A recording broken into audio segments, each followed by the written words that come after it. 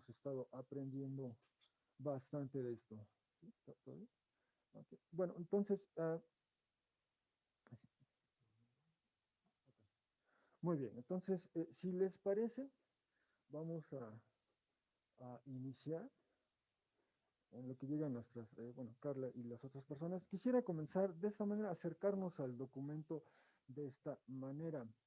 Um, bueno, una de las víctimas, por ponerlo en estos términos, uno de los grandes eventos que se esperaba el año pasado y que no ha ocurrido hasta el día de hoy, son los Juegos Olímpicos.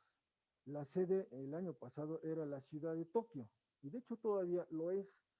Tokio 2020 era la sede el año pasado. En el verano del año pasado se iban a llevar a cabo estos juegos, pero bueno, uno de los efectos de esta pandemia ha sido aplazar en algún momento, quizás estuvo a punto de suspenderse estos juegos, perdón. Y también tenemos este es el sitio web que provee la información de los Juegos Olímpicos, y también tiene su versión en español.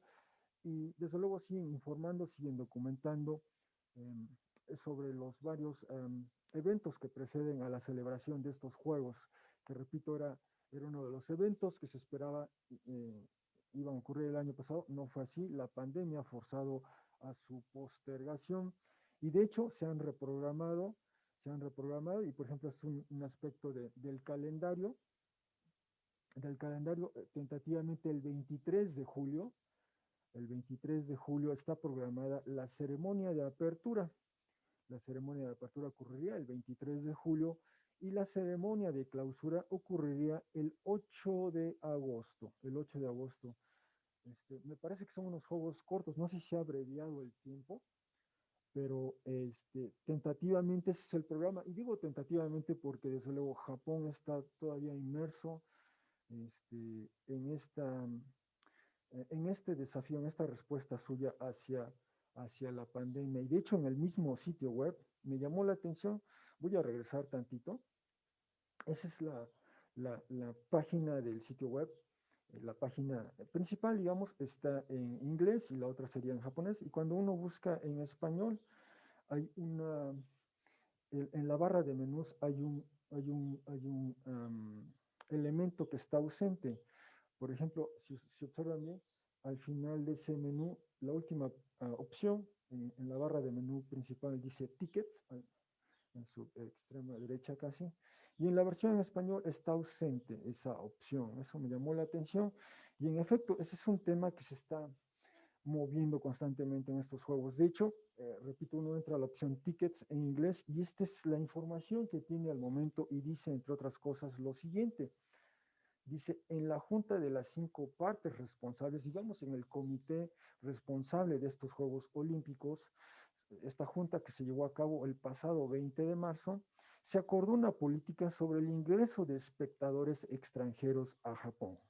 Si aquellos que fuera de Japón querían ir a presenciar los Juegos Olímpicos, este es lo que se acordó. Actualmente, dice, la situación del COVID-19 en Japón y muchos otros países alrededor del mundo continúa siendo aún desafiante, incluyendo el surgimiento de cepas mutantes, mientras que los viajes internacionales permanecen severamente restringidos globalmente, por lo que las partes del lado japonés del comité organizador han llegado a la conclusión que quienes poseen boletos de entrada a los Juegos no serán capaces de ingresar a Japón, es decir, al país, para el tiempo de los Juegos Olímpicos y Paralímpicos.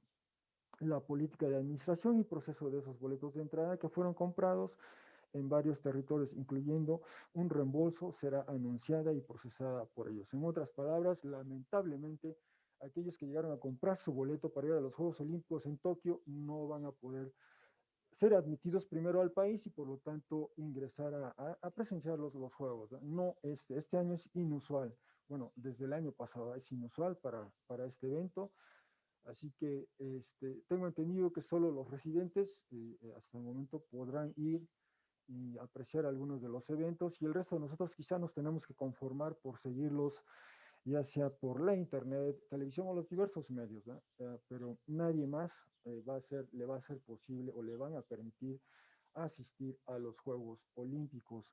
Bueno, esta es una de las víctimas, por ponerlo así, de la actual pandemia. Esto ocurre hoy día en el siglo XXI.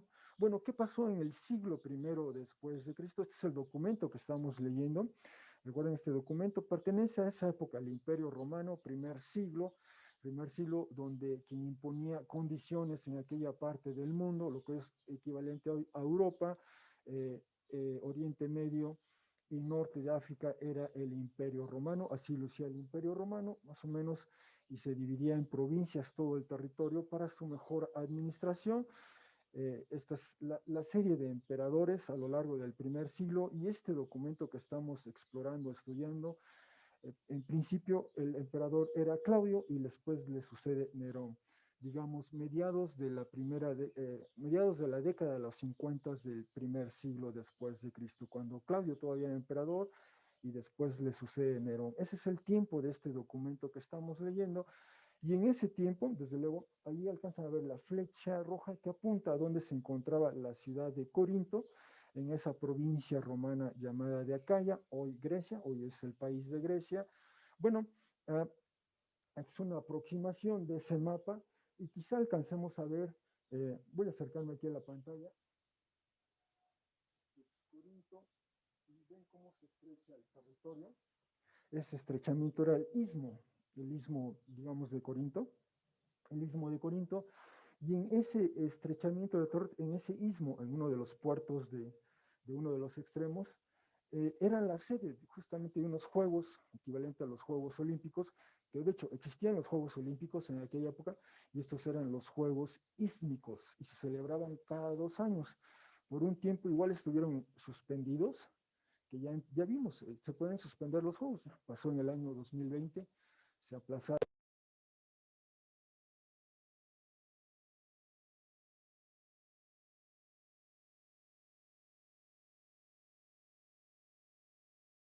Aquí de Corinto, y muy cerca está el istmo como tal.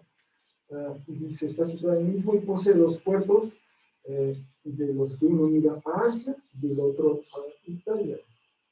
Vemos, este es el que mira a Asia y este es el que mira a Italia.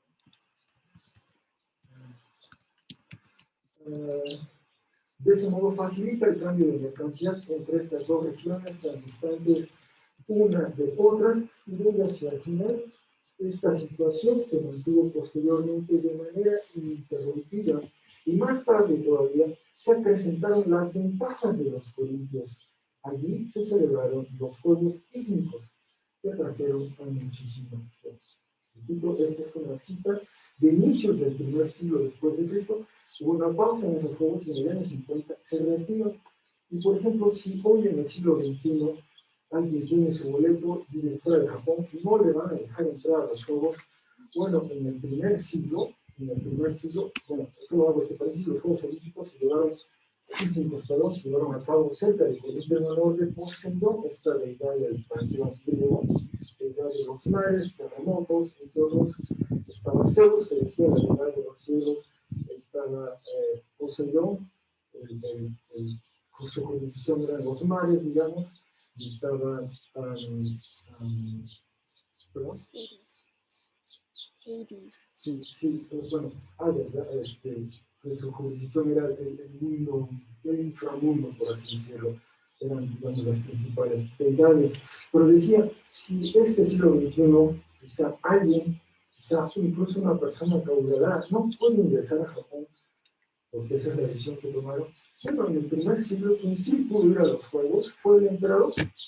En el año 60 aproximadamente, el emperador, ya entonces era Nerón, él sí fue a los Juegos, y no solo fue a los Juegos como espectador, él de hecho participó en los Juegos. Sería extraordinario ver a, no sé, el equivalente al emperador mismo japonés participando en los Juegos, sería extraordinario ver eso. Pero bueno, en el caso de Nerón, él tenía esta afición por los espectáculos, los juegos, las carreras de caballos. Dice Suetonio en su biografía de Nerón, dice en este pasaje, hablando de Nerón, dice, sintió una extraordinaria pasión por los caballos de su más tierna infancia y su conversación versaba las más de las veces sobre los juegos del circo, aunque los hubiera prohibido. Un día en que se lamentaba entre sus condiscípulos de la suerte de un auriga del equipo, es decir, un jinete que tenía que coordinar 4 caballos en un carruaje, ese era el auriga, de los vers que había sido arrastrado por sus caballos y su maestro le riñó por ello, fingió que estaba hablando de Héctor. Dice, al comienzo de su mandato como emperador, jugaba cada día con cuadrigas de marfil dispuestas en un tablero. Jugaba este, los videojuegos de hoy día, ¿no? Digamos. ¿Sí? Y abandonaba su retiro para asistir a todos los espectáculos del circo, por insignificantes que fueran. Primero de forma clandestina, luego sin ningún disimulo, de suerte que a nadie le cabía la menor duda de que el día en cuestión se hallara presente. Este extracto simplemente nos dice que este emperador Nerón le gustaba este tipo de espectáculos, de actividades, de juegos, y de hecho, cuando se enteró que hubo Juegos Olímpicos, fue a esta región de Acaya, atestiguó, presenció, participó en ellos, y no solo eso, sino también en los Juegos Olímpicos. Este es otro extracto de la biografía de Suetonio sobre Nerón. Dice en este extracto lo siguiente: condujo también carros en diferentes localidades, o sea, él era un jinete y manejaba estas cuadrigas, estos carros tirados por 4 caballos, ¿no?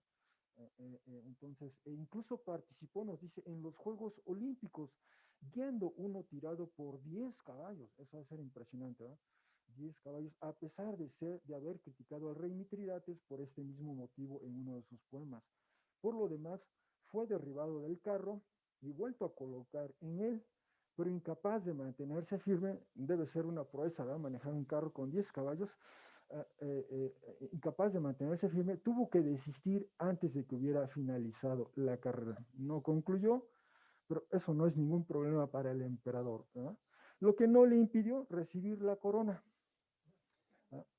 Desde luego, nadie puede ir en contra del emperador, nadie podía. Donde él iba y participaba, aunque no ganaba, aunque otros tenían mejores méritos, aunque otros se esforzaban y ganaban, él recibía el premio. Todos los demás tenían que mostrar deferencia al emperador. Así que al abandonar luego la provincia, ya que concluyó su estancia allí en Acaya, le concedió a la provincia la libertad en bloque y a sus jueces la ciudadanía romana, así como una gran suma de dinero. Es su manera de recompensar esa deferencia hacia él, ¿no? Estas recompensas las anunció él mismo personalmente desde el centro del estadio el día de los Juegos Ístmicos, ¿no? Y repito, probablemente ocurre en el año 60, unos 5 años después de que Pablo escribe este documento, más o menos. El punto es este: ¿eh? Había estos juegos muy cerca de Corinto, y probablemente cuando Pablo estuvo ahí, los 2 años que pasó en Corinto, le tocó probablemente a Pablo una celebración de los juegos, y como él construía tiendas, es una tesis histórica de que en parte ese era un buen negocio, construir, diseñar tiendas de campaña para aquellos que venían a ver a los juegos, ahí se quedaban, ¿no? En vez de los hoteles de hoy día, digamos, o los hoteles de aquella época. En principio lo que había era tiendas de campaña que se colocaban para los turistas o incluso los participantes de los juegos, ¿no? Y entonces había una alta demanda de este producto, y Pablo estaba en ese negocio, ¿eh? En ese negocio, y en parte eso explica por qué, bueno, por qué Pablo incurrió en este negocio. Sabía de esas habilidades, ese era el negocio de la familia, conoce una pareja en Corinto que se dedica a eso y participa en este negocio mientras está ahí. Y probablemente Pablo tuvo oportunidad de asistir a los juegos, de ver, de presenciar, y lo veremos en un momento, porque de hecho vamos ahora sí juntos a leer y explorar este texto de 1 Corintios, capítulo 9, versículo 24 al capítulo 10, versículo 23. Y solo brevemente decir que en lo que va de este documento, los primeros 4 capítulos, hemos visto que Pablo abordó el tema de la unidad. Esta comunidad de fe que se forma en Corinto estaba presentando este desafío: posible escisión, posibles grupos o partidos, y por lo tanto Pablo está apelando, abogando por la unidad entre ellos. Después del capítulo 5 al 7, Pablo aborda el tema fundamental de cualquier comunidad, y es el caso de una comunidad cristiana, que es el de las relaciones humanas. y especialmente ese aspecto de las relaciones humanas que es el área sexual incluso, ¿no? Entonces aborda Pablo en general el tema de las relaciones humanas y se da tiempo para abordar incluso el tema de las varias expresiones de las relaciones sexuales, el matrimonio o la soltería, la amistad y la expresión sexual incluso. Y el tercer bloque que estamos viendo ahorita, del capítulo 8 al 10, hoy entramos al 10, es este entorno cultural de la ciudad, el entorno cultural que presentaba un desafío a la comunidad, que era el paganismo. Ya vimos que estos juegos, por ejemplo, los juegos ítsmicos que se celebraban cada 2 años, se llevaban a cabo en honor de una de las deidades del panteón griego, que era Poseidón. Había un templo de Poseidón allí en Izmia, y era en honor de esta deidad que se llevaban a cabo los juegos. Así que los juegos tenían una orientación pagana, y lo que se celebraba ahí tenía ese sello. Y son los desafíos que presenta la cultura de aquella época a aquella comunidad. Así que el primer punto que veremos es esta, las lecciones de algunos de los eventos culturales contemporáneos en el caso de Pablo. Y leeré ahora del capítulo 9, versículo 24 al 27. Comienzo con el 9:24, dice Pablo, ¿no saben que quienes corren en un estadio? Desde luego, Pablo está escribiendo a la gente en Corinto y ellos inmediatamente tenían en su mente la imagen de los juegos ísmicos. Y repito, esta es probablemente evidencia de que Pablo vio, atestiguó qué pasaba en estos juegos. Dice, ¿no saben que quienes corren en un estadio, ya vimos que el emperador participó ahí, todos de hecho corren, pero uno toma o uno recibe el premio? Solo uno gana, a excepción del emperador, ¿verdad? Ese era un caso de aparte, que aunque él no ganaba, pero a él se le daba su premio.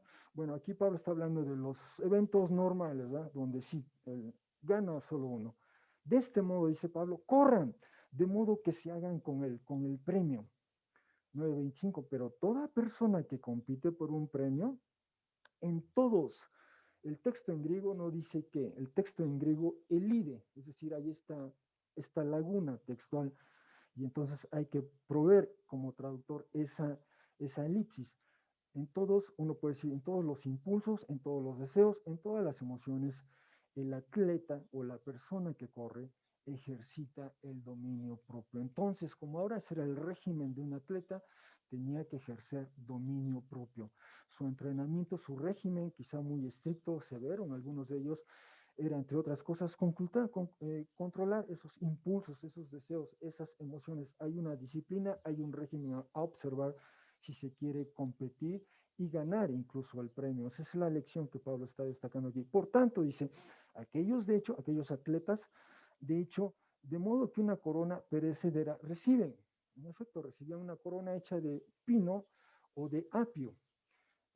Y sí, pasaba el tiempo y desde luego esa corona se iba deteriorando y finalmente, a diferencia quizá de los premios que hoy dan, ¿no? Medallas de oro, plata, bronce, el metal dura más, pero en aquel tiempo eran coronas hechas de esos árboles o de esas ramas de árboles. Dice, pero nosotros, dice Pablo, nosotros vamos a recibir una corona imperecedera. Continúa Pablo, 9:26. En consecuencia, yo de este modo corro, no como de un modo incierto. Es decir, Pablo, lo que quiere decir en otras palabras es que él corre sabiendo que hay una meta a la que llegar y por lo tanto tiene una estrategia al correr. No va divagando, no se va distrayendo, él tiene que continuar, seguir de modo tal que llegue. No corro, no como de un modo incierto, o bien, y trae otra metáfora, no solo el atleta que corre, sino el atleta que boxea. Existía este deporte en aquellos Juegos Olímpicos, el boxeo o la lucha o la pelea de puños, digamos. Dice, de este modo peleo con los puños, no como golpeando el aire, más bien disciplino intensamente mi cuerpo y lo trato como un esclavo, pues de ningún modo a otros proclamando el Evangelio, yo mismo descalificado llegue a ser. Entonces, Pablo lo que hace es recupera estas imágenes familiares a sus lectores, los habitantes de Corinto. Detrás de todo eso están los juegos ísmicos y ellos fácilmente podían recuperar estas imágenes. El atleta que corre, el atleta que boxea, cualquier otra disciplina, está también, como ya vimos en el emperador, estas carreras de caballos con cuadrigas, estos varias disciplinas o deportes, pero el punto que está destacando, recuperando Pablo de estos eventos alrededor suyo es esta, la disciplina que requiere un atleta para poder participar primero y después aspirar a ganar en esa competencia. Y Pablo traslada esa imagen de su entorno cultural y la traslada a su vida. Él como que tiene este llamado de proclamar el Evangelio, dice, ¿cuál es el equivalente en mi caso? Yo también he sido llamado, yo estoy en una carrera, estoy en una competencia, si se quiere, y tengo que seguir ciertas disciplinas. Hoy día esto se le llama disciplinas espirituales, uh, de modo tal que dice que no vayas yo a ser descalificado. Es decir, Pablo como portavoz, como mensajero, como quien participa en esta actividad, él también, dice Pablo, él también tiene que cuidarse de modo tal que continúe haciendo lo que ha sido, lo que se le ha requerido hacer, que es proclamar el Evangelio, que es plantar estas comunidades de fe, que es pastorearlas, que es enseñarlas, y no vaya a hacer algo él con su vida que lo descalifique, que haga que ya no pueda continuar en ese llamado, en esa actividad. Es el principio que Pablo rescata de su entorno cultural. En un sentido, lo que nos dice este pasaje es que, bueno, hay aspectos hoy día en nuestra cultura que pueden ser favorables desde ese punto. Es decir, desde ese punto de vista, quiero decir, podemos ver en ellos algo que podemos tomar o apreciar y entonces aplicarlo a este llamado que hemos recibido de Jesús y cómo andar esta fe en Jesús. Hay algo de eso, una aportación, si se quiere, de nuestra cultura. De hecho, esto que dice Pablo, en un sentido, alguien que eh, um, que recoge ciertas historias de ese lugar de Corinto. Dion de Prusa recoge estas historias de un personaje que se llamó Diógenes y que más o menos anduvo en esa época, la década de los 50, allá en Corinto, y menciona en lo siguiente.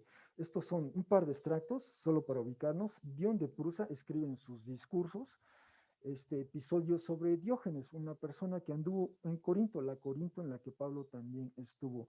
Dice, cuando llegó el tiempo de los Juegos Ísmicos y la muchedumbre estaba reunida en el istmo, bajó también él, es decir, Diógenes, pues era su costumbre examinar durante las fiestas populares las inquietudes y deseos de las gentes, por qué razones salían de su país y en qué cosas se ocupaban más. Es decir, bueno, ¿qué pasa en los Juegos Olímpicos? Hoy diríamos, en los Juegos Olímpicos. Viene toda esta gente, además de los Juegos, ¿qué más hacen? Dice, este era lo que se proponía explorar Diógenes, esta persona. Y dice, era también el momento en que se podía escuchar en torno al templo de Posidón o Poseidón a una multitud de mal alados sofistas que gritaban y se injuriaban los unos a otros y sus discípulos, como asimismo se llamaban, disputaban los unos con los otros. Lo único que quiero destacar es que estaban los Juegos Ísmicos y la evidencia es que había un templo a Poseidón, los juegos eran en honor a Poseidón. Pero este es el punto que quiero destacar de este Diógenes. Dice, cuando cierto individuo preguntó a Diógenes si también él había venido a presenciar los juegos, respondió, no, he venido a participar. Y cuando el tal se echó a reír y le preguntaba qué adversarios tenía, Diógenes, mirándolo amenazadoramente, como era su costumbre, replicó, los más serios e imbatibles rivales, aquellos a los que ningún griego podría mirar de frente. Sin embargo, estos no son los que corren, o luchan, o saltan, ni los que boxean, o lanzan la jabalina o el disco. Ya vimos ahí las varias disciplinas o competencias, ¿no? Dice, sino aquellos que hacen a los hombres prudentes. Preguntó entonces el interlocutor, ¿quiénes son esos? Y Diógenes replicó, las dificultades más severas e insuperables, que no pueden vencer los glotones, los orgullosos, ni los que pasan el día comiendo y la noche roncando. Al contrario, serán vencidos fácilmente por enjutos y delgados, cuya talle sea más estrecho que el de las avispas. Diógenes igualmente hace algo como Pablo, es decir, de estos eventos recupera ciertas metáforas, si se quiere, ¿no? él va a competir, él va a ir a competir, pero no en las disciplinas deportivas, sino dice las dificultades más severas e insuperables. Continúa, pero el hombre noble considera las dificultades como los mayores adversarios y disfruta al combatirlas continuamente, día y noche, no para ganar apio, es decir, recuerden, la corona estaba hecha de apio, como las calvas, ni para arrancar una rama de olivo o de pino, sino para obtener la felicidad y la virtud a lo largo de la vida toda y no solamente cuando lo están pregonando los eleos corintos o la asamblea de Tesalia. En otras palabras, Diógenes, quizá un contemporáneo de Pablo, también hace una suerte de alegoría de estos eventos, ¿no? Este es un evento cultural y Diógenes también recupera este principio. Bueno, estos atletas me enseñan esto, que hay adversidades, hay dificultades, hay una carrera, digamos, y en esa carrera hay obstáculos o adversidades o dificultades, y esto contribuye, dice, a mi carácter. Bueno, este no es el giro que toma Pablo, lo que Pablo ve es esto, ¿eh? Él ha sido llamado a proclamar el Evangelio, a vivir el Evangelio, a compartirlo, a vivir en comunidad, y entonces él tiene que seguir también ciertas disciplinas espirituales. No elabora Pablo exactamente en qué en ese momento, pero tiene que también seguir ciertas disciplinas espirituales para continuar con ese llamado suyo en medio de esas circunstancias adversas. Bueno, ese es el primer punto, ese eco de la cultura. El segundo punto de nuestro pasaje es estas lecciones de la narrativa bíblica. Hemos visto ya en este documento cómo Pablo apela a veces a algunos textos del Antiguo Testamento, y este es el caso en particular, el texto bíblico tal como lo tenemos hoy día, desde Génesis 1 hasta Apocalipsis 22, cuenta o narra una gran historia, un gran relato. Se ha dado a llamar la gran narrativa, y aquí, por ejemplo, en este diagrama, pues esa gran historia, esa gran narrativa puede verse, digamos, en 7 capítulos, 7 episodios, si se quiere: creación, caída, después lo que ocurre con Noé y su familia, posteriormente Abraham y Sara, y luego los hijos de Israel, después el gran capítulo de Jesús, una suerte de clímax de esta gran narrativa, después la iglesia, juicio final y el desenlace, la nueva creación, digamos. Y también en esta gran narrativa, cada capítulo requiere de los anteriores para entenderse o apreciarse mejor. Y es lo que hace Pablo aquí. En este pasaje, como veremos, hace un eco, evoca más bien esta historia del Éxodo que nuestro hermano Juan hizo favor de leer para nosotros. Éxodo capítulo 14. Dice Pablo ahora en capítulo 10, versículo 1. Continúa Pablo en su texto: ya que no quiero que ustedes permanezcan ignorantes, hermanos y hermanas, pues nuestros padres, literalmente dice así el texto, o nuestros antepasados, aquellos que nos precedieron, dice, todos bajo la nube se hallaban y todos a través del mar cruzaron. Y este fue el texto que nos hizo favor de leer para nosotros nuestro hermano Juan. Nos leyó todo Éxodo 14, y ahí quizá recuerden esta referencia a la nube y referencia también al mar. La nube estaba ahí guiando, y llega un momento que el pueblo está ante el mar, y entonces Dios hace que se abran estas aguas y ellos cruzan, dejan atrás a Egipto, al ejército que venía tras ellos, e ingresan a una nueva vida. Y dice, continúa Pablo, nuestros padres todos se hallaban todos bajo la nube se hallaban, y todos a través del mar cruzaron, y todos, dice, en Moisés, esta es una frase interesante de Pablo, todos en Moisés fueron bautizados o fueron sumergidos o fueron zambullidos en la nube y en el mar, y todos el mismo alimento que procede del Espíritu comieron, y todos la misma bebida que procede del Espíritu bebieron. Es decir, Pablo hace esa lectura de Éxodo 14, pero empieza a leerla también de un modo, si se quiere, incluso cristológico. Dice más adelante, ya que nuestros antepasados bebían de lo que procede del Espíritu, de una roca que iban tras ella, perdón. Por cierto, la roca era el Mesías. Y esta es una afirmación por demás extraordinaria. Leímos Éxodo 14 y vimos cómo Yahvé Dios da una indicación puntual a Moisés de qué tenía que hacer. Había que con su callado o vara golpear el mar, y este mar se abre, pasan ellos el mar, atrás queda el ejército de Egipto, y ellos ingresan a un nuevo territorio y comienza esta vida después de Egipto. Ya salieron de Egipto, Y ese es el lenguaje que recupera Pablo. Este cruzar, perdón, este cruzar, entonces fueron, dice, bautizados o sumergidos o zambullidos. Eso quiere decir bautizar, por cierto, ¿va? Sumergir algo en agua, quizá, básicamente bautizar significa, ¿recuerdan esta, una gallina en leche con café? Eso es lo que quiere decir, eso dirían los griegos, en griego, ¿va?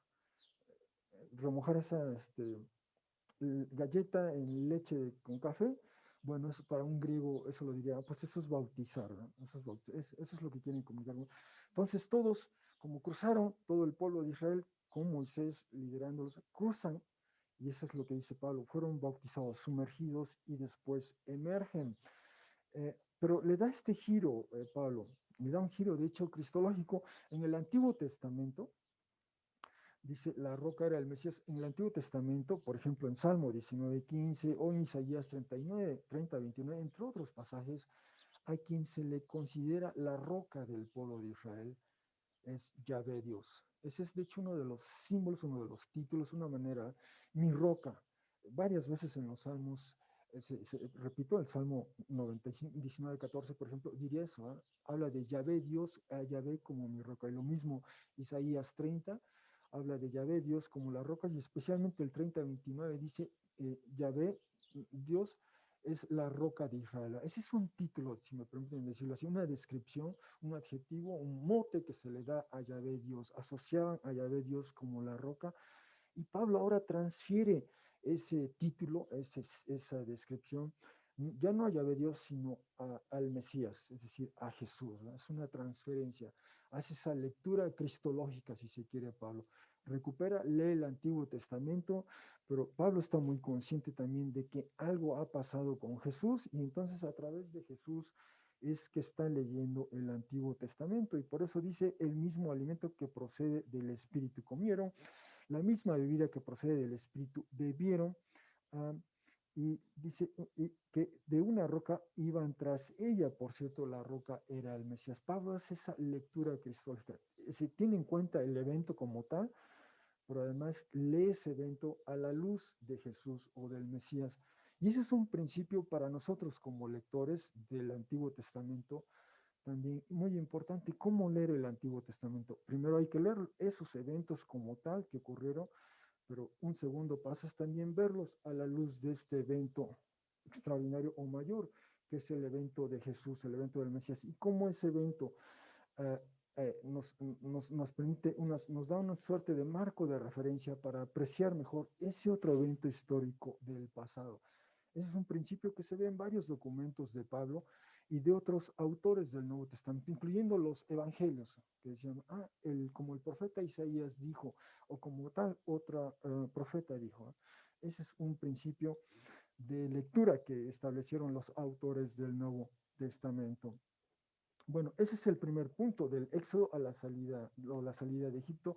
Otro aspecto, otros eventos que recupera Pablo de esta narrativa es de la salida de Egipto a la tierra prometida. Continúa Pablo, dice, ahora bien, no en los muchos de ellos, recuerden, todo el pueblo pasó, dice Pablo, enfatiza eso, todos salieron, ¿no? Todos en Moisés fueron, todos cruzaron el mar y llegaron al otro extremo, dejaron atrás Egipto, todos, pero de ese todos, de esos todos, de ese universo, no todos continuaron a la meta, digamos, como diría Pablo, ¿eh? No concluyeron la carrera, sino como que algunos se desvirtuaron de esa carrera, ¿eh? Recuperando esas imágenes previas. Y dice Pablo 10 en 5, ahora bien, no en los muchos de ellos halló deleite Dios, ya que fueron dispersados, muertos en el desierto, empezaron a andar, a caminar, ese, ese peregrinaje, por ponerlo así, se prolongó por 40 años y anduvieron por un desierto dando varias vueltas, digamos, y en ese andar varios, o sea, la generación que sale de Egipto prácticamente muere en el desierto, no llega a la tierra. Dice 16, pero estos eventos, y Pablo trae ahora la imagen de alguien, de un escultor, réplicas esculpidas para nosotros, fueron hechas para no ser nosotros quienes desean malas acciones o malos eventos, tal como también aquellos las desearon. Así que este es el gran principio, todos salen, pero no todos llegan. Como en la competencia, diría Pablo, ¿eh? Todos arrancan, salen de la meta, pero eh, quizá no todos lleguen perdón, todos salen valga la redundancia, de la salida, digamos, pensemos en una carrera, todos salen de la salida, a la indicación, a la orden, avanza la carrera, quizá no todos lleguen, y los que llegan, solo uno gana el premio, decía Pablo en estas competencias, ¿no? Bueno, es algo similar con el pueblo. Salen todos de Egipto, pero algo les pasa a algunos de ellos, y eso es lo que Pablo empieza a explorar. Y hay cuatro nos en estas siguientes cuatro versículos. Y no, y no, y no, y no, ¿no? Pablo, así literalmente está en griego, ¿no? 17. Y no quienes adoran imágenes o quienes ofrecen devoción a dioses paganos lleguen a ser, tal como algunos de ellos lo fueron, tal como ha sido escrito, y se sentó el pueblo a comer y beber y se levantaron a jugar como un niño. Y Pablo ahí está citando Éxodo 32:6. Y si uno recordase ese episodio, es ese momento en que Moisés está ausente, el pueblo está esperando al pie de la montaña, y dice, ya se tardó Moisés, no baja de la montaña, ¿qué vamos a hacer? Bueno, el hermano de Moisés propone, bueno, ¿qué les parece? Vamos a hacer lo siguiente, ¿eh? Tráiganme sus aretes, tráiganme su joyería, digamos, la vamos a fundir, lo que se hunde, lo fundimos y vamos a hacer un becerro de oro y ese va a ser ahora nuestro Dios, ¿no? Y sí, los persuadió, los convenció y hacen eso. Y eso desde luego fue un evento que causó una reacción en Dios y también en Moisés, y algo pasó, una consecuencia, ¿no? Y ese es el primer episodio que recupera aquí Pablo. No sean como aquellos que adoran imágenes o ofrecen devoción a dioses paganos. Y si eso fue en el pasado, en el tiempo de Pablo, la referencia inmediata era esa, ¿verdad? No sean como aquellos que viven en Corinto y participan en esta adoración, ya sea al emperador o a las imágenes o a los cultos paganos, a estas deidades del panteón griego. En otras palabras, que no haya ese sincretismo, ¿no? Esa devoción a Jesús no puede coexistir con una devoción a cualquier otra imagen o deidad. Lo que Jesús exige o demanda es exclusividad. Y ese es el punto que en realidad está comentando aquí Pablo, ¿eh? Así que no sé, los israelitas les pasó eso, hubo esa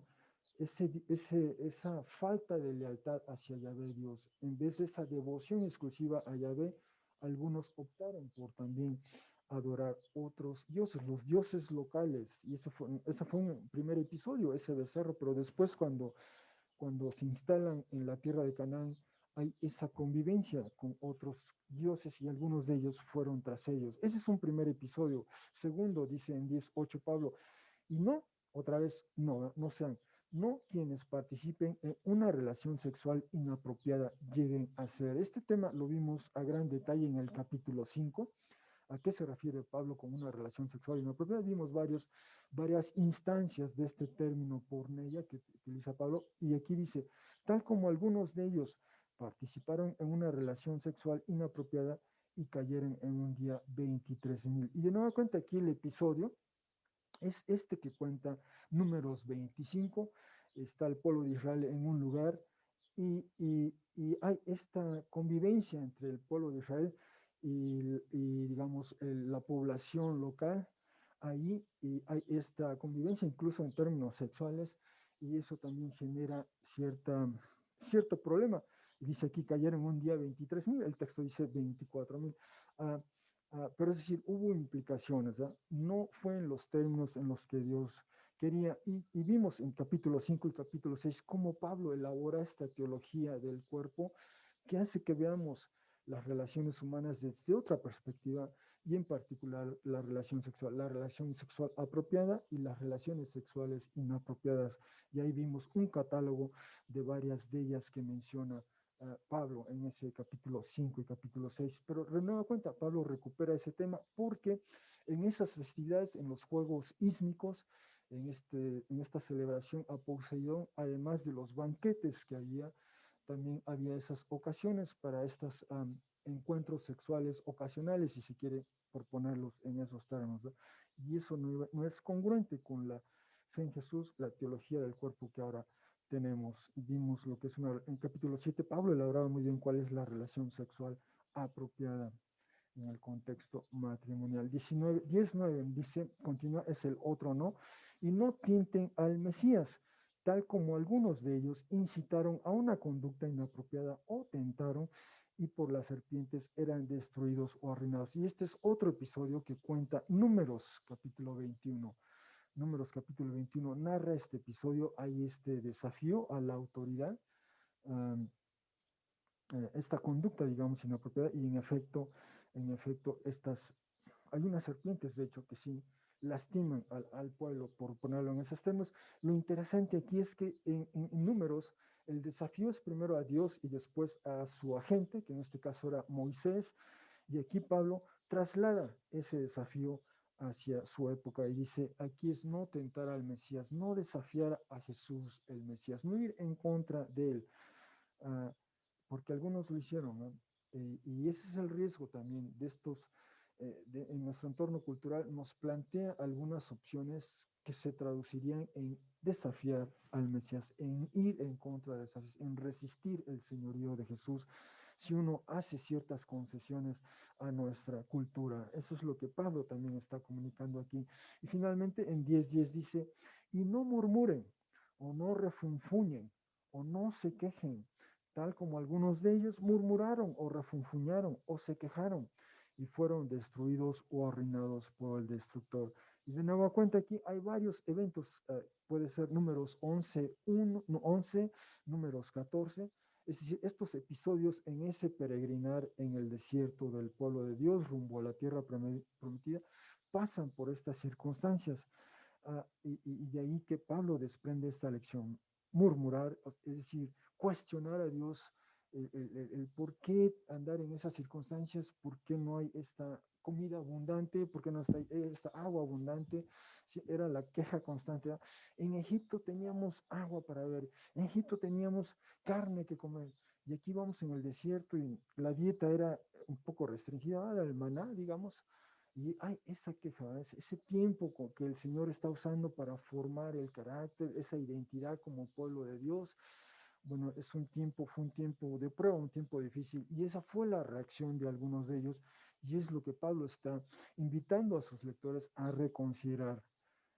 Finalmente, entonces dice Pablo en este pasaje 10:11, pero estos eventos, a manera de advertencia o a manera de ejemplo, sucedieron, ocurrieron aquellos, es decir, aquellos nuestros antepasados, aquellos que nos precedieron.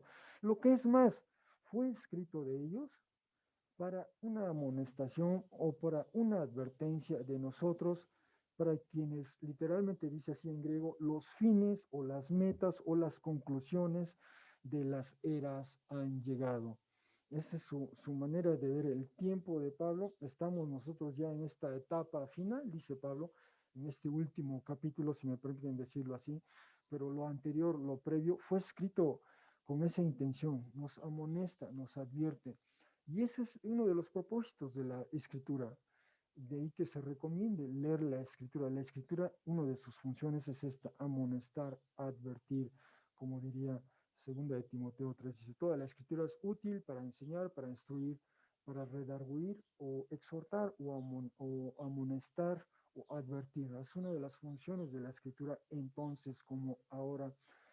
Y finalmente concluye Pablo en este pasaje, de modo que quien supone estar de pie o firme, quien se siente seguro, quien considera que participar de estos eventos culturales no le va a afectar, simplemente Pablo está recomendando, considérelo o reconsidéralo a la luz uh, de esta perspectiva bíblica.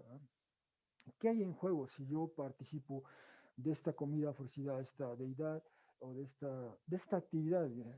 ¿Hay algo, afecta el señorío de Jesús sobre mí? O sea, no iré en contra del Mesías, no me arrastraré eso a una relación sexual inapropiada, no me arrastraré eso a dividir mi lealtad a Dios y a otra deidad.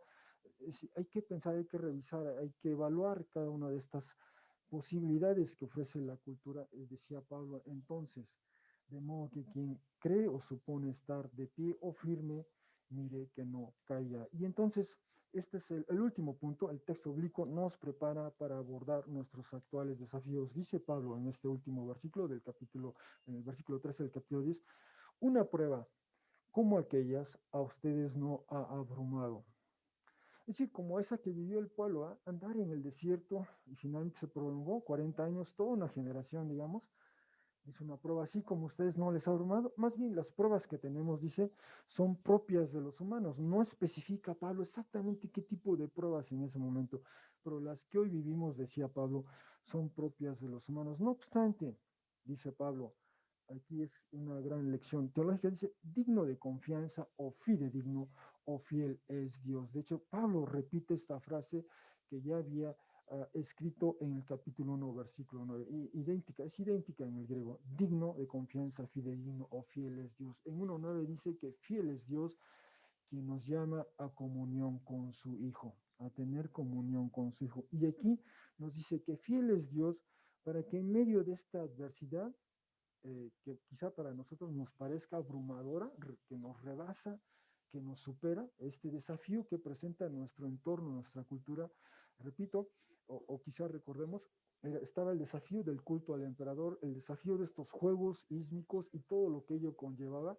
entre otros desafíos, el desafío, en pocas palabras, del paganismo, esta alternativa a la fe en Jesús, o diríamos hoy día esta alternativa al cristianismo, está el paganismo y todo lo que implica el paganismo, esta ideología, diríamos, estos desafíos, bueno, dice Pablo, fiel es Dios, no dejará o no va a permitir, no va a conceder a ustedes ser probados más allá de lo que son capaces. Nos conoce, sabe nuestras debilidades, nuestras limitantes y no va a permitir que estos desafíos nos abrumen, nos rebasen, nos superen. Al contrario, dice, producirá al lado de la prueba incluso el fin o la salida de lo que se es capaz de soportar. Producirá al lado de la prueba incluso el fin o la salida de lo que se es capaz de soportar. Pablo admite, el entorno cultural presenta un desafío a la fe en Jesús de un modo o de otra manera, sea el paganismo como tal, sea en las relaciones humanas, sea en estas prácticas de los sofistas que asimilaba la comunidad y eso estaba provocando una escisión al interior. Entonces, siempre estos discursos culturales hoy día presentan un desafío a nosotros, pero tenemos esta palabra que nos deja Pablo. Fiel es Dios, no dejará a ustedes ser probados más allá de lo que son capaces y más bien va a producir al lado de la prueba la salida o el fin de lo que se es capaz de soportar. Bien, en este pasaje que hemos visto hoy, 1 Corintios 9, 24 al 10, 13. Ante los desafíos que presenta el entorno cultural a la fe en Jesús, Pablo ofrece un par de enfoques. Por un lado, recupera algunas imágenes o metáforas que ofrece el discurso cultural de la época, en ese caso concreto, los juegos ísmicos enmarcados o con su vínculo pagano, en este caso Poseidón, de los cuales extrae el principio favorable de la disciplina. Es decir, eso es algo bueno, dice Pablo, la disciplina de los atletas, cualquiera sea la competencia, tienen que llevar un régimen para poder competir e incluso aspirar al premio. Y dice Pablo, así la fe en Jesús también exige ciertas disciplinas espirituales. Pablo tiene que cuidar de sí para no ser descalificado. Ha sido llamado a hacer algo y él no quiere dejar de hacer eso. Él quiere en todo caso llegar a hacerlo bien, hacerlo a plenitud y no quiere correr el riesgo de que sea descalificado. Y ese es un principio para nosotros, cómo cuidamos de nosotros mismos, cómo cuidamos de cómo cultivamos la fe en Jesús, cómo cultivamos nuestra relación con el Señor, cómo la comunidad nos ayuda en esta tarea, digamos. Por otra parte, Pablo recurre a la narrativa bíblica, en particular los relatos del éxodo o la salida del éxodo de Egipto por parte del pueblo de Israel, así como su andar por el desierto hacia la tierra prometida, marcado por varios incidentes desafortunados. Vimos algunos de ellos. Tal marco bíblico hace posible abordar los desafíos que presenta nuestro entorno cultural. En aquel tiempo era el culto al emperador, los juegos ísmicos y su orientación pagana, entre otros, en el que se destaca la fidelidad de Dios tanto en el pasado como en el presente. Bueno, ¿cuáles serían algunas implicaciones de lo que hemos explorado juntos hoy? Bueno, estas son algunas de ellas. Por ejemplo, ¿qué elementos favorables podemos rescatar y emplear de los discursos culturales que nos rodean hoy? ¿Qué habrá de positivo, incluso de favorable, en esas otras voces, ¿verdad?, de nuestros contemporáneos? Pablo ofrece un principio hermenéutico al acercarnos al texto bíblico, es decir, un principio de cómo leer e interpretar el texto bíblico. Primero hay que apreciar el texto en su situación original para entonces apreciar su relevancia en nuestro momento actual. Ese es el punto que está observando Pablo. Ese es el fin de uno de los fines de la escritura. Por lo tanto, ¿cómo podemos cultivar y seguir tal principio de interpretación, tal método hermenéutico, para usar otra expresión? Finalmente, también Pablo introduce una variante cristológica en su lectura de los eventos del Antiguo Testamento. Por ejemplo, símbolos asociados a Yahvé Dios se los transfiere a Jesús, la roca. Cualquier judío del primer siglo, si escuchaba roca, invariablemente iba a pensar en Yahvé Dios.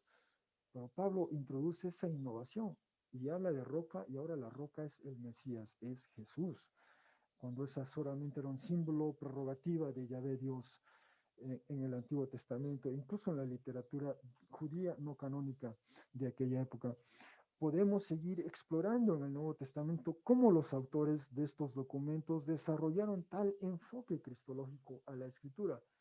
Ese es un desafío hasta cierto punto como lectores, cuando leemos el Antiguo Testamento y verlo también a la luz del Nuevo Testamento, de los eventos en relación de Jesús, su preexistencia, su encarnación, su ministerio, su muerte en la cruz, su sepultura, su resurrección, su ascensión, su exaltación, toda esta trayectoria cristológica, y usarlo como una suerte de lupa a través de la cual leer los eventos del Antiguo Testamento. Eso es un ejercicio de lectura extraordinario, por ponerlo en otros términos.